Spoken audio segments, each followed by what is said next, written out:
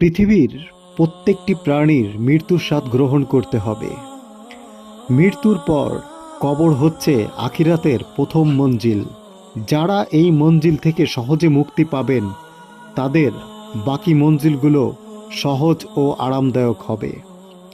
আর যারা এ মঞ্জিলে শাস্তি পাবেন তাদের পরবর্তী মঞ্জিলগুলো আরও ভয়ঙ্কর হবে। আজকের ভিডিওতে আমরা জানব কবরের ফলকে কোরআনের আয়াত লেখা যাবে কি। এর উত্তরে কবরের উপর কোরআনের আয়াত লেখা জায়েজ নয়, এতে কোরআন শরীফের সম্মানহানি হয়। আর কালিমা বা অন্যান্য দোয়া দুরূদ কবরেও লেখা যাবে না। হাদিস শরীফে কবরে কিছু লিখতে নিষেধ করা হয়েছে।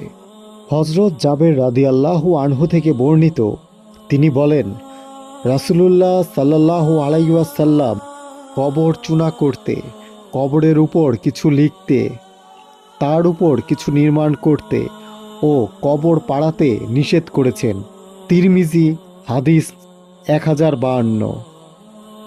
আর কবরস্থ ব্যক্তির পরিচয়ের জন্য কবরের পাশে তার নাম লিখে রাখার অবকাশ আছে, কেননা অন্য দলিল দ্বারা প্রমাণিত যে কবরের চিহ্ন রাখা জায়েজ, তাই শুধু নাম ঠিকানা লিখতে পারবে। নাম ঠিকানা লেখা হাদিসের নিষেধাজ্ঞার অন্তর্ভুক্ত নয়। কবর চেনার জন্য কোনো চিহ্ন দেওয়া যায় বা নাম ফলক লাগানো যায় যেটাতে নাম পরিচয় লেখা থাকবে।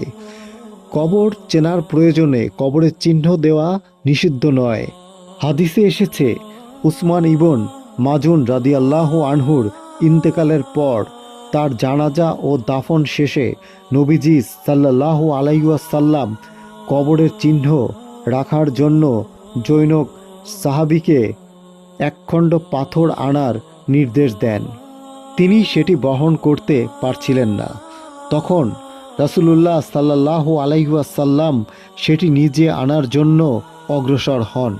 তার দুহাতের জামার আস্তিন গুটিয়ে ফেলেন এবং পাথরটি বয়ে নিয়ে এসে ওসমান রাদিয়াল্লাহু আনহুর শিহরে রেখে বলেন, আমার ভাইয়ের কবর চিহ্নিত করলাম।